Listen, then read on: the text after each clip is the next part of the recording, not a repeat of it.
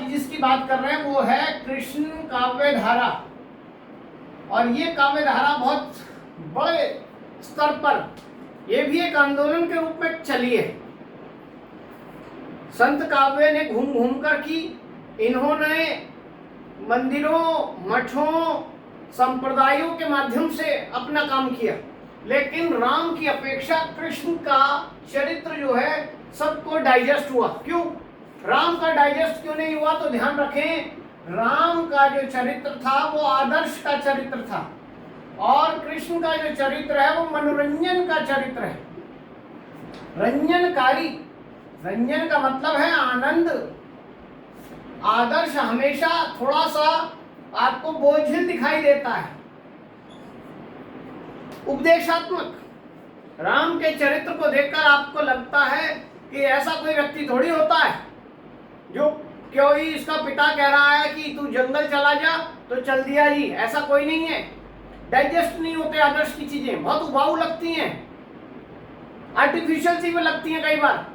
इसलिए राम का काव्य जो है कई लोगों को डाइजेस्ट नहीं हुआ, आदर्श की स्थिति के कारण भी, एक ये भी कारण है। और कृष्ण का काव्य इसलिए अच्छा लगा क्योंकि कृष्ण काव्य में बात हो रही है आनंद की, रंजन की। यहाँ कर्मकांड थे, हर कोई कर्मकांड नहीं कर सकता, और यहाँ पर कोई कर्मकांड की जरूरत नहीं है, प्रेम की बात करें। इसलिए यहाँ जो दास्य भक्ति की बात की गई थी वो भी कहीं ना कहीं रूढ़िवादी दृष्टि दिखती थी, और यहाँ बात आई है किसकी? प्रेम की। और प्रेम के लिए कौन सी भक्ति? सख्य, दोस्तों से बेझिझक कभी भी कोई भी बात कह सकते हैं। तो ये भक्ति जो है ज्यादा प्रचलित हुई, और आज भी आप देख रहे हैं कि इस्कॉन हो या वैसा कोई मंदिर हो, तो कृष्ण की भक्ति खूब चल रही है अभी भी। तो ये जो कृष्ण काव्य धारा है, इसमें सबसे पहले हम थोड़ी सी बात जाने कि ये जो कृष्ण है ये शब्द कहाँ मिल रहा है। ये सबसे पहले तो हमें ऋग्वेद में मिल रहा है। ऋग्वेद में कृष्ण शब्द मिलता है। वेदों में सबसे पुराना वेद ऋग्वेद ही है। अगर हम उसके बाद साहित्य की बात करें तो संस्कृत में, साहित्य संस्कृत में आया, तो साहित्य में बुद्ध चरित रचना है किसकी? अश्वघोष की। उसमें कृष्ण की चर्चा मिलती है, लेकिन कृष्ण से ज्यादा नाम लिया जाता है राधा का, जबकि राधा की चर्चा कहीं नहीं है, दूर दूर तक नहीं है। राधा नाम ही नहीं है। राधा तो एक ये माना गया कृष्ण की अभिन्न मित्र थी, सखा थी, एक अनन्य सखी थी। उसका नाम क्या है ये डिसाइड नहीं है, क्योंकि पूरे कृष्ण काव्य का आधार भागवत है और कहीं नहीं है, उसमें कहीं नहीं लिखा राधा शब्द, लेकिन बाद में उस अनन्य सखी का नाम रख दिया गया राधा। अगर हम काव्य की बात करें तो काव्य में राधा शब्द मिलता है, वो मिलता है खाल की गाहा सप्तशती, एक रचना है, इसमें सबसे पहले राधा शब्द है, ये मिलता है यहाँ पर सबसे पहले। और ये पूरे कृष्ण काव्य में आप देखेंगे, और आज तक कृष्ण से ज्यादा प्रधान हो गई राधा, जो जिसका नाम भी कल्पित है, जो पात्रा ही कल्पित है। अभिन्न सखी के रूप में जरूर नाम है, लेकिन क्या वो राधा है इसका कुछ नहीं पता। वहीं पर आपको मैंने ये बताया था, इस कृष्ण काव्य धारा में जो दर्शन चल रहा है, कई दर्शनों की हमने बात की थी, वहीं उन दर्शनों में एक दर्शन है जो बहुत बड़ा है, शुद्धाद्वैतवाद का दर्शन। किसने अपनाया था? कौन था उसका कर्ता धर्ता? वल्लभाचार्य।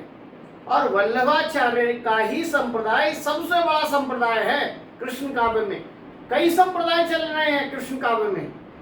वल्लभ संप्रदाय है, राधा वल्लभ संप्रदाय है, सखी संप्रदाय है, जिसका एक और नाम भी है, टाटी संप्रदाय के नाम से भी जाना जाता है, ठीक है, निम्बार्क संप्रदाय के रूप में भी जाना जाता है। लेकिन सबसे बड़ा संप्रदाय कौन सा है? वो है वल्लभ का, वल्लभा वल्लभ संप्रदाय, वल्लभाचार्य का वल्लभ संप्रदाय। ठीक है, तो पहले तो हम बात कर लेते हैं उन सभी संप्रदायों की जो कृष्ण काव्य में हमें दिखाई देते हैं। कौन कौन से हैं? सबसे पहले हम वल्लभ संप्रदाय की बात कर रहे हैं कि कृष्ण काव्य में हमें एक संप्रदाय दिखता है जिसका नाम है वल्लभ संप्रदाय, और जिसका दर्शन जो है वो क्या है? शुद्धाद्वैतवादी दर्शन है, और इसके संस्थापक कौन है? वल्लभाचार्य हैं। ठीक है, वहीं पर एक संप्रदाय है आपके पास। संप्रदायों की जब हम बात करते हैं तो राधा वल्लभ संप्रदाय, राधा वल्लभ संप्रदाय,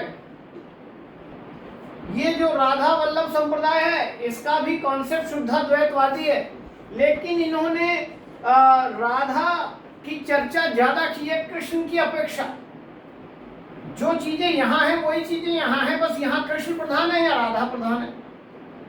और इसके संस्थापक हैं हित हरिवंश, हित हरिवंश इसके संस्थापक हैं। एक है निम्बार्क संप्रदाय, संस्थापक नाम से ही वही है, निम्बार्क आचार्य, निम्बार्क आचार्य कह लें। और लेकिन इनका दर्शन है द्वैताद्वैतवाद का दर्शन, इसकी इन्होंने बात की थी। वहीं पर एक संप्रदाय आता है गौड़ीय संप्रदाय, गौड़ीय संप्रदाय। ये जो गौड़ीय संप्रदाय है किसने स्थापित किया? चैतन्य महाप्रभु ने, चैतन्य महाप्रभु ने। और इनका भी दर्शन यही है द्वैताद्वैतवाद का। ये द्वैताद्वैत को एक और नाम से भी पुकारा जाता है भेदाभेद, भेद और अभेद का मिश्रण, द्वैत और अद्वैत का मिश्रण। ठीक है, ये नाम भी आ जाता है। तो चार संप्रदाय हैं, वल्लभ संप्रदाय, राधा वल्लभ संप्रदाय, निम्बार्क संप्रदाय, गौड़ीय संप्रदाय। आपसे इन संप्रदाय के संस्थापक, उसके दर्शन पर बात कर सकता है, एक प्रश्न। दूसरा, इन सब में सबसे पुराना कौन सा है, सबसे स्टार्टिंग वाला? तो वो है निम्बार्क संप्रदाय। लेकिन सबसे बड़ा कौन सा है? तो वल्लभ संप्रदाय। इन संप्रदायों के अलावा भी कुछ कवि भक्त ऐसे थे जिन्होंने संप्रदाय दीक्षित नहीं हुए उसमें, लेकिन कृष्ण की भक्ति की है। जैसे मीरा की बात करें, रसखान की बात करें, ये भी तो कृष्ण भक्त कवि हैं, लेकिन ये किसी संप्रदाय से नहीं जुड़े हैं। तो ऐसे कृष्ण भक्त कवियों को हम किस में रखेंगे? संप्रदाय नहीं है, संप्रदायहीन रूप में देखेंगे, संप्रदाय रहित कृष्ण भक्त कवि, यूं कह लें। जो जिनका कोई संप्रदाय नहीं रहा, संप्रदाय से जुड़े भी नहीं, लेकिन फिर भी उन्होंने कृष्ण भक्ति की है, और ऐसी भक्ति की है कि जिसे हम संप्रदाय निरपेक्ष के अंतर्गत रख सकते हैं। ये मेन चार संप्रदाय चलते हैं, लेकिन इसी बीच में एक छोटा सा संप्रदाय हमें दिखाई देता है, सखी संप्रदाय, सखी संप्रदाय। इसी का दूसरा संप्रदाय का नाम है टट्टी संप्रदाय। ये एक शब्द है, टट्टी का मतलब होता है टाटी, टाटी का मतलब छप्पर। एक छप्पर के नीचे संप्रदाय की स्थापना की गई थी, इसके लिए इसका नाम टट्टी संप्रदाय रखा गया। और इसमें सखी भाव को प्रधानता दी गई है, सख्य भाव को, इसलिए इसका नाम सखी संप्रदाय भी है। इसके संस्थापक कौन है? स्वामी हरिदास। देखिए, तुलसी के काव्य के समय भी मैंने नर हरिदास की बात की थी, ये स्वामी हरिदास है, इसलिए सारे हरिदासों को मिक्स नहीं करना। पेपर में आ जाए सखी संप्रदाय के संस्थापक कौन है, नर हरिदास, स्वामी हरिदास, ऐसे आ जाए तो आप गड़बड़ नहीं करनी है।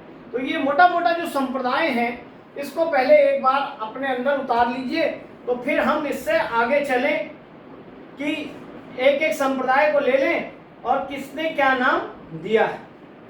चलें आगे। तो यहाँ मिटा देता हूं मैं एक सबसे पहले संप्रदाय निम्बार्क को ले लेते हैं।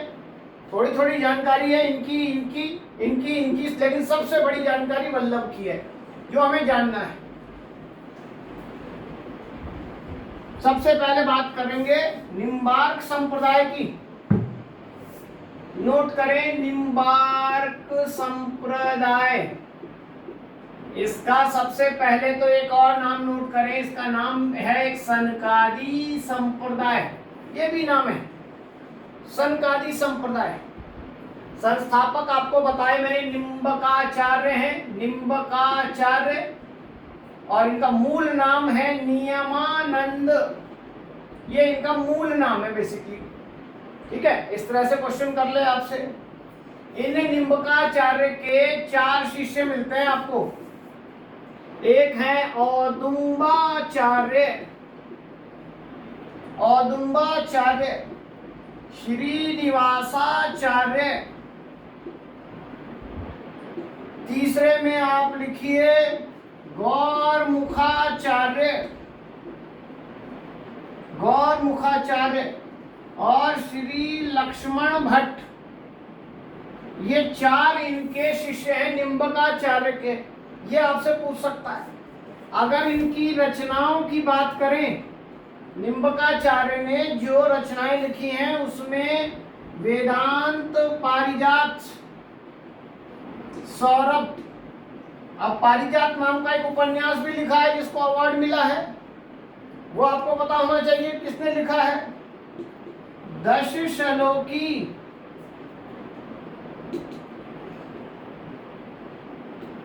श्री कृष्ण स्तवराज, मंत्र रहस्य षोडशी,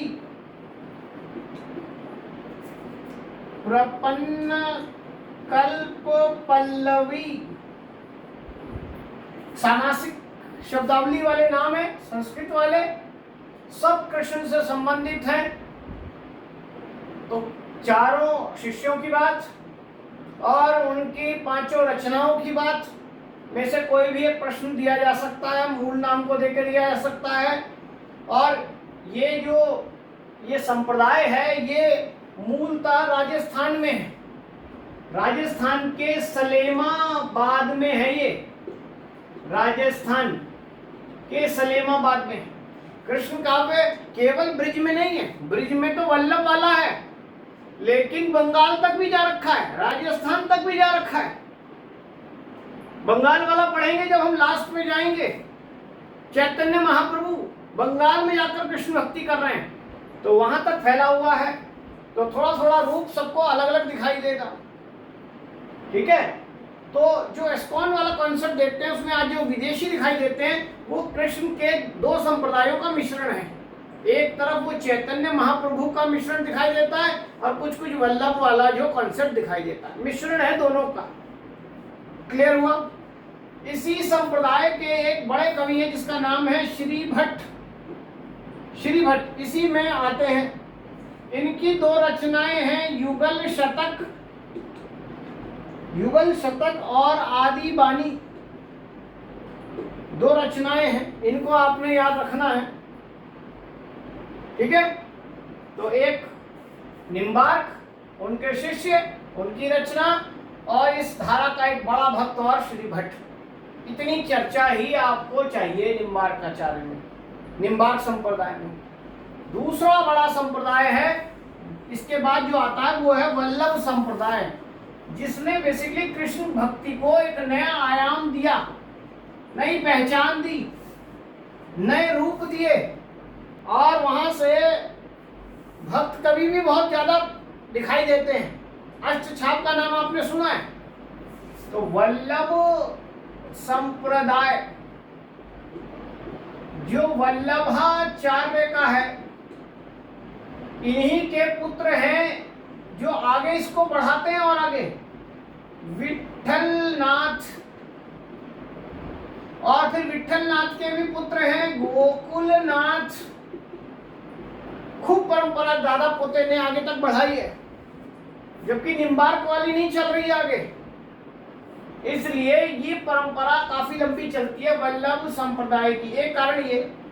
दूसरा कारण क्या है कि पिता पुत्र जो है गुरु शिष्य परंपरा के रूप में भी है। गोकुलनाथ के पिता ही नहीं है विट्ठल, गुरु भी है। ऐसे विट्ठल के पुत्र नहीं है वल्लभाचार्य, उनके गुरु भी हैं। अब तीनों की पहचान किस लिए है? वल्लभाचार्य ने स्थापना की है किसकी? पुष्टि मार्ग की स्थापना की है। ये क्या है इसे अभी समझ लेते हैं, इसलिए जाने जाते हैं। विट्ठलनाथ ने क्या किया है? अष्ट छाप की स्थापना की है, इसलिए जाने जाते हैं। ये क्या है इसे जान लेते हैं। और गोकुलनाथ ने लिखा 84 वैष्णवन की वार्ता, पहले भी मैं चर्चा कर चुका हूं, और 252 वैष्णवन की वार्ता, ये 2 पुस्तकें लिखी है, जिसमें 84 वैष्णवों की जो चर्चा की है वो 84 वैष्णव वल्लभाचार्य के शिष्य हैं। अभी तक ये प्रश्न तो आया है कि 84 वैष्णवन की वार्ता किसकी पुस्तक है, लेकिन ये प्रश्न नहीं आया कि इसमें किस 84 वैष्णवों की बात है। वो है वल्लभ के शिष्य, और 252 में विट्ठलनाथ के शिष्य। ठीक है, भूलोगे तो नहीं, ये प्रश्न अभी तक नहीं आया। तीनों अपने अपने कामों के लिए जाने जा रहे हैं। अब सबसे पहले जाने पुष्टि मार्ग क्या है। पुष्टि मार्ग के लिए कहा गया पोषणम तदनुग्रह। पुष्टि ईश्वर के, तद मतलब उनके, उनका कौन? ईश्वर के अनुग्रह से पुष्ट होना ही क्या है? पुष्टि है। ईश्वर के अनुग्रह से पुष्ट होना ही पुष्टि है। लेकिन ईश्वर कब आप पर अनुग्रह करेगा? अनुग्रह मतलब कृपा करेगा। कब करेगा ईश्वर कृपा आप पर? कब आप पुष्ट होंगे? पुष्ट का मतलब होता है जैसे हष्ट पुष्ट, पोषण हो जाना, हेल्दी एंड वेल्दी, जब ईश्वर कृपा करेगा। और ईश्वर कब कृपा करेगा? जब आप सब कुछ छोड़कर ईश्वर की शरण में चले जाओगे। सब कुछ छोड़ने का मतलब शरीर छोड़ना नहीं है। काम, क्रोध, लोभ, मोह, मद, अहंकार, सब कुछ जो हमने धारण कर रखा है वो सब छोड़ दो। बस ये जिस दिन मैं की जगह सिर्फ तू की बात करने लगोगे, उस दिन समझ लो ईश्वर की शरण में चले गए। उस दिन वो ईश्वर आप पर अनुग्रह करेगा। स्वाभाविक है। जब तक हम ये कहते हैं मैं कर लूंगा, मैं देख लूंगा, तो फिर दूसरा कहेगा भाई तू ही कर ले, फिर वो आपकी सहायता नहीं करता। लेकिन आप सब कुछ छोड़ दें कि भाई नहीं मैं तेरे ही भरोसे हूं, तू कुछ है बस तू ही है, तो वो आप पे ध्यान देता है। जैसे बच्चा जो है माँ को अपनी उंगली पकड़ा देता है और निश्चिंत हो जाता है, और माँ उसको उंगली पकड़कर अपने 10 काम करती है, फिर भी सारा कंसंट्रेशन उस पर रहता है, ध्यान रखती है उसका। जबकि वो क्या कर रहा होता है? शैतानी कर रहा होता है, कहीं गिरने के काम कर रहा होता है, चोट लगने के काम करता है, लेकिन माँ ने उसको संभाल रखा है, क्योंकि बच्चे ने अपनी उंगली यानी अपना समर्पण माँ को सौंप रखा है। लेकिन वही बच्चा जिस दिन बड़ा हो जाता है, उस दिन क्या करता है? मेरी उंगली मत पकड़ो, मैं कोई बच्चा नहीं हूं, और उस दिन वो गिरता है। क्यों? उस समय फिर माँ ध्यान नहीं देती कि ठीक है अब ये अपने में है, अपने मतलब मैं में है, तब माँ ध्यान नहीं देती, फिर चोट लगती है। फिर सामाजिक चोट के बाद फिर दोबारा से बोध होता है। ये बहुत बड़ा सिंपल सा फंडा है। इसलिए अगर जब तक आपके अंदर मैं है तब तक तू नहीं होगा, और जब तक तू नहीं होगा तब तक समर्पण नहीं होगा। यही कबीर कह रहे हैं, मैं को निकालकर तू की भावना लानी पड़ेगी। संस्कृत में गीता का अंदर जो उपदेश है वो भी यही है। कृष्ण जो है इसी बात को गीता के उपदेश में कह रहे हैं, इसी कॉन्सेप्ट। क्या? सर्वधर्मान परित्यज्य मामेकं शरणं व्रज अहं त्वा सर्व पापेभ्यो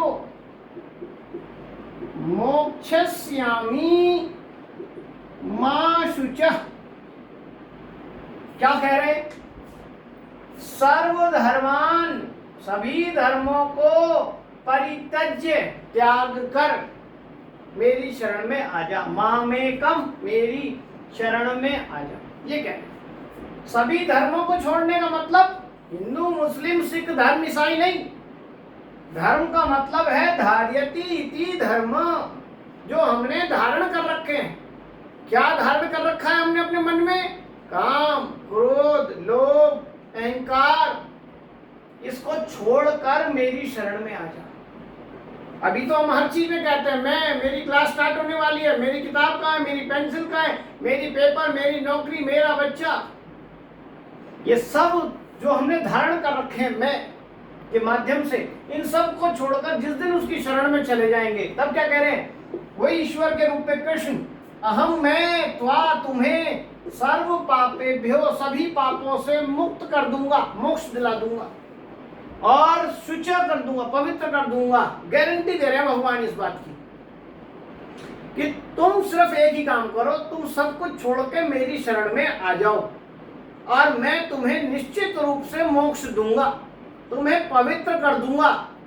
तुम्हें इतना सा काम करना। लेकिन व्यक्ति की समस्या यह है कि व्यक्ति जो चीजें धारण कर रखी हैं उससे छूट नहीं सकता, छोड़ ही नहीं पा रहा है। आप देखिए, छोटा सा कॉन्सेप्ट है, आप हर चीज के लिए क्या करते हैं? अच्छा कुछ काम कर ले तो मैंने किया, और बुरा हो जाए तो फिर किसी और का दोष है। ईश्वर को भी दोष लगाते हैं, भगवान ने क्या कर दिया तूने। अच्छा काम करने पर नहीं याद करते। अरे तुम तो सिर्फ कर्म करने के लिए हो, अच्छा और बुरा वो निश्चित करना है। आप अपना कर्म करना है, निस्वार्थ भाव से कर्म करना है, वो भी गीता का उपदेश बताते हैं। आपके हाथ में सिर्फ कर्म करना है, फल की इच्छा की नहीं बात कर रहे। लेकिन क्या कर्म है, अच्छा है, बुरा है, ये तो डिसाइड कर सकते हैं, विवेक दिया हुआ है। इसीलिए मनुष्य योनि जानवरों से अलग है। सब कुछ छोड़ सकते हैं क्या? नहीं। क्रोध भी तो छोड़ सकते हैं, ये हमारे हक में है। काम नहीं छोड़ सकते, इच्छाएं हम मार सकते हैं, सब कुछ हो सकती हैं। इच्छाओं को मारने का मतलब जंगल में चले जाना नहीं है। इच्छाओं का मतलब है इच्छाओं का शमन करना। जैसे लहर ऊपर उठती है तो वो धीरे धीरे नीचे आती है, उसको शांत करना, शांत करना। खैर इतनी फिलॉसफी की ओर नहीं जाएंगे। तो कृष्ण जो कह रहे हैं गीता के उपदेश में, अर्जुन को समझा रहे हैं, सब को छोड़कर मेरी शरण में आ जा। क्योंकि अर्जुन भी विभिन्न प्रकार के धर्मों में बंधे हुए हैं, धारण कर रखा, ये मेरे पिता में है, ये मेरे गुरुजन है, मेरे ये हैं, लड़ नहीं पा रहा है, कमजोर पड़ रहा है। वहीं पर समझा रहे हैं। ये पुष्टि मार्ग इसी बात को बताने के लिए है, जो ये बता रहा है कि ईश्वर के अनुग्रह से पुष्टि होगी, तुम्हारी पोषण होगा, भला होगा, मोक्ष मिलेगा, पवित्र होगे। लेकिन उसके लिए करना क्या पड़ेगा? वो ये भी है, सब कुछ छोड़ के उनकी शरण में जाना पड़ेगा। क्लियर हुई यहां तक बात? अब आइए, ये जो पुष्टि है, ये 3 प्रकार की पुष्टि बताई गई है। मर्यादा पुष्टि, प्रवाह पुष्टि और पुष्टि पुष्टि। मर्यादा पुष्टि, प्रवाह पुष्टि और पुष्टि पुष्टि। इसी पुष्टि पुष्टि को शुद्ध पुष्टि भी कह देते हैं। यानी जीव जो है 3 प्रकार से ईश्वर के अनुग्रह से पुष्ट हो सकता है, क्योंकि जीव भी एक प्रकार का नहीं है। कुछ ऐसे हैं जो वैदिक कर्म कांड को आधार बनाकर चलना चाहते हैं, जैसे तुलसी बता रहे हैं, वैदिक भक्ति के हिसाब से ईश्वर से जुड़िए, ईश्वर कृपा करेगा। वो मार्ग है मर्यादा पुष्टि का। इसलिए राम के आगे लिखा है मर्यादा पुरुषोत्तम राम। क्योंकि राम के भक्ति जो है वो मर्यादामयी भक्ति है, और वो पुष्टि मार्ग की कौन सी भक्ति हुई? मर्यादा पुष्टि भक्ति, जो वैदिक कर्म कांड के आधार पर जीव को पुष्ट करती है। दूसरी तरफ प्रवाह पुष्टि है, जो लौकिक सुख भोग की है। आप इस दुनिया में रहते हुए सारे सुखों का, दुनियावी सुखों का भी भोग करें और ईश्वर से भी जुड़े रहें, यानी गृहस्थ जीवन वाली भक्ति जो एक्चुअल हम करते हैं, ये प्रवाह पुष्टि है। प्रवाह में बहते बहते ही हम पुष्ट हो जाएं, लेकिन केवल लौकिक सुख में न डूबे रहें, ये भी ध्यान रखना पड़ेगा। और शुद्ध पुष्टि है, जिसे आप क्या कहते हैं? भक्ति की शुद्ध रूप से भक्ति जो होती है उसको नाम दिया गया है शुद्ध पुष्टि या पुष्टि पुष्टि कहा गया है। सबसे अच्छी तो कौन सी है? सबसे अच्छी यही है, लेकिन हर आदमी नहीं कर सकता, क्योंकि आप संसार में आए हैं, गृहस्थी भी चल रही है, तो ये वाली पुष्टि आपके पास है। ये करना आदर्श लोगों का काम है, हर किसी के बस की बात नहीं है। कितने लोग कर सकते हैं ऐसी स्थिति? हर कोई नहीं कर पाएगा। तो ये जो पुष्टि मार्ग है जो वल्लभ ने दिया, वल्लभ वाला पुष्टि मार्ग विशेष रूप से चला, और इन्होंने, वल्लभ ने एक किताब लिखी जिसका नाम है अणुभाष्य। ये नाम की पुस्तक लिखी अणुभाष्य, जो ये पूरा नहीं कर सके, बाद में इनके पुत्र विठल नाथ ने पूरी की है अणुभाष्य को। ठीक है, ये भी ध्यान रखना बड़ा इंपॉर्टेंट है। हम पहले भी ऐसी रचना पढ़ चुके हैं, पृथ्वीराज रासो चंद्रवरदाई ने लिखी, लेकिन उसके बेटे ने पूरी की। हमने पौंचर्यु पढ़ी स्वयंभू की, वो भी रचना उनके पुत्र ने पूरी की। तो जो जो रचनाएं किसी के पुत्र ने पूरी की है या किसी और ने पूरी की है, वाले क्वेश्चन बड़े इंपॉर्टेंट है, उन पर ध्यान रखना है। अणुभाष्य वल्लभाचार्य की पुस्तक को विठलनाथ ने पूरा किया। एक प्रश्न जो अभी तक नहीं आया, क्यों नहीं आया? इंपॉर्टेंट नहीं है। वल्लभाचार्य का केवल एक शिष्य ये विठलनाथ नहीं है, एक और बेटा है जिसका नाम है गोपीनाथ। हाँ, लेकिन भक्ति के किसी संप्रदाय में, जैसे वल्लभ विठल ने तो अष्टछाप को प्रेफरेंस दिया, स्थापना की, गोपीनाथ ने ऐसा कुछ नहीं किया, इसलिए नाम इनका नहीं आता है। लेकिन प्रश्न तो बनता है भाई, क्वेश्चन कर सकते हैं कि वल्लभ के दो पुत्रों में एक विठलनाथ है और दूसरे का नाम क्या है? अभी तक नहीं है, गोपीनाथ नाम है। ध्यान रखना, ऐसा क्वेश्चन भी आपके पास आ सकता है। अब आते हैं एक प्रश्न इसी में ही जोड़कर पुष्टि मार्ग से। वल्लभ के बहुत सारे शिष्य रहे, उनमें सूरदास जो है उसको सबसे ज्यादा प्रेफरेंस मिली है। क्यों मिली है? क्योंकि सूर जो है कृष्ण भक्ति में बहुत ऊंचे दिखाई देते हैं, और वल्लभाचार्य ने तो ये कह दिया उनके बारे में कि पुष्टि मार्ग अगर किसी ने शुद्ध रूप से अपनाया है तो वो कौन है? वो है सूरदास। इसलिए सूरदास की मृत्यु पर एक पंक्ति आती है, पुष्टि मार्ग को जहाज जात है, जो कछु लेनो हो सो लेऊ। अब पहला प्रश्न तो ये आता है कि पुष्टि मार्ग का जहाज किसे का है? किसका है? पुष्टि मार्ग का कौन सा जहाज जा रहा है? तो पुष्टि मार्ग का जहाज कहा गया है किसको? सूरदास को कहा गया है, पहला प्रश्न। दूसरा प्रश्न आता है, सूरदास को पुष्टि मार्ग का जहाज किसने कहा? ये पंक्ति किसकी है? तो आंसर क्या है? विठलनाथ। कई किताबों में वल्लभाचार्य भी मिलेगा, गलत है, ध्यान रखना। इस तरह के प्रश्नों को आप ठीक से डील करेंगे तो आपको कोई दिक्कत आने वाली नहीं है, और आप आराम से इसको पूरा कर लेंगे। क्लियर हो गई यहाँ तक बात? आगे चलें। तो पुष्टि मार्ग को जहाज जात है, जो कछु लेनो हो सो, तो अंतिम दर्शन कर लो, इसका मतलब है अंतिम दर्शन कर लो सूरदास के। तो पुष्टि मार्ग का जहाज किसने कहा, ये हमें पता लगा। अब आइए, ये जो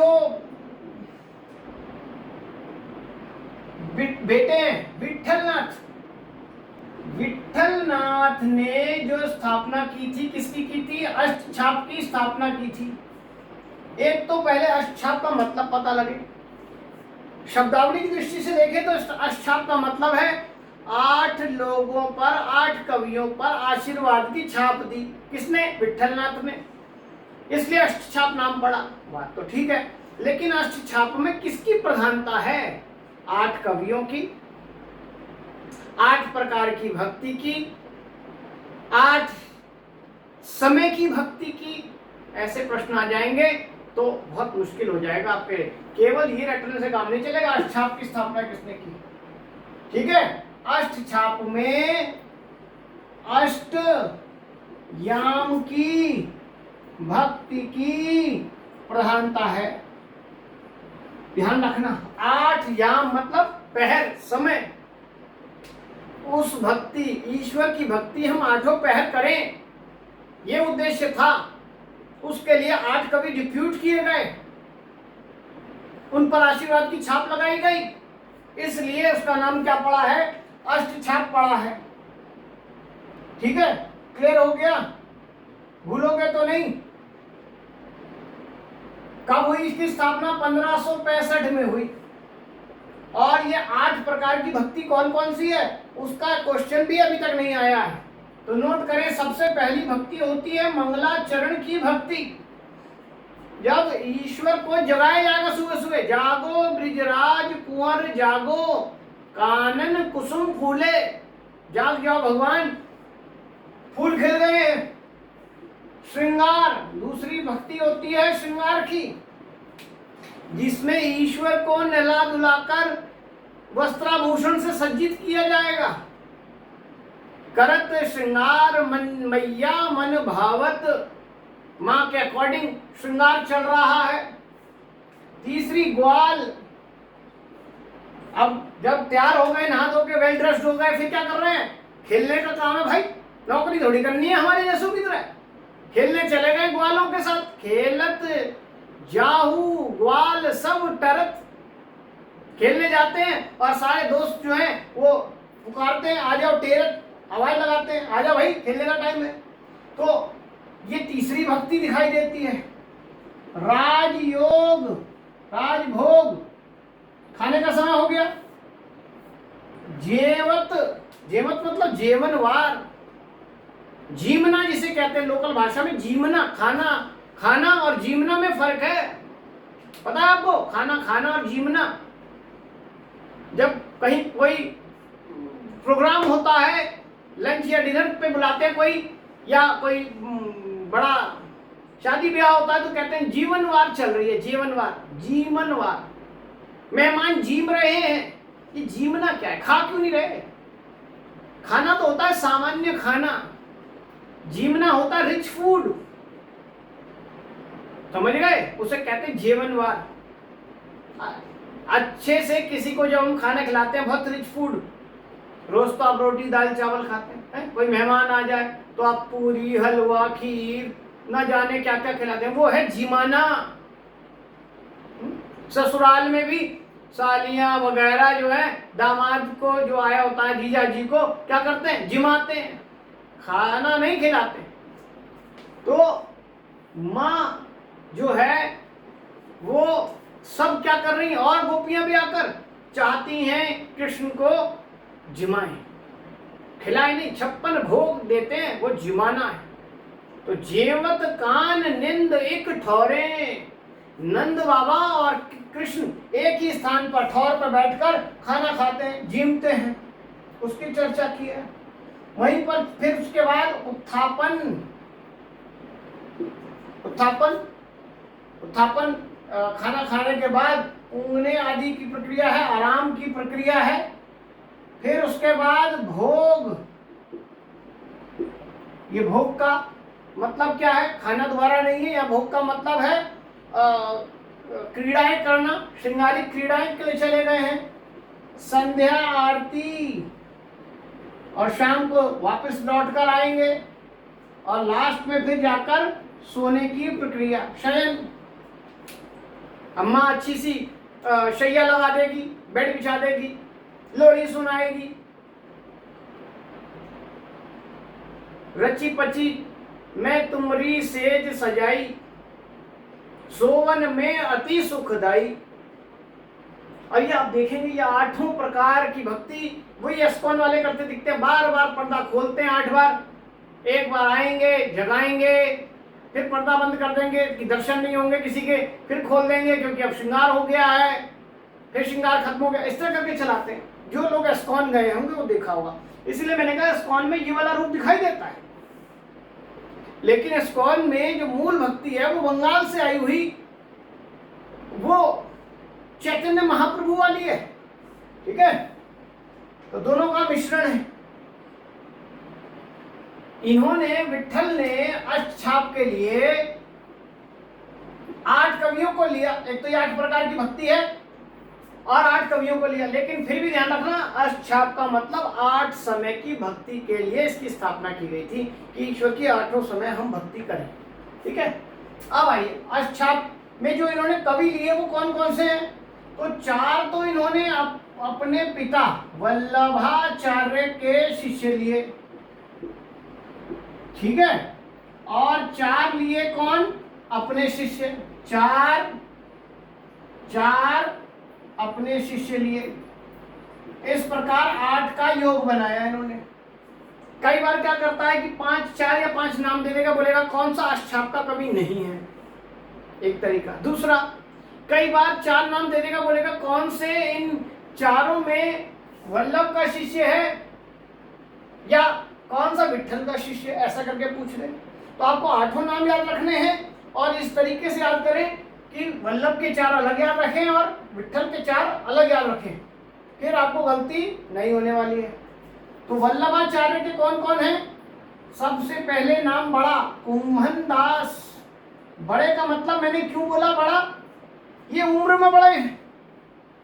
क्वेश्चन ध्यान रखना, कौन सा कृष्ण भक्त कवि सबसे बड़ा है। अब बड़ा का मतलब 2 हो सकते हैं, उम्र में बड़ा और भक्ति में बड़ा। तो स्पष्ट करना चाहिए वैसे उसे एग्जामिनर को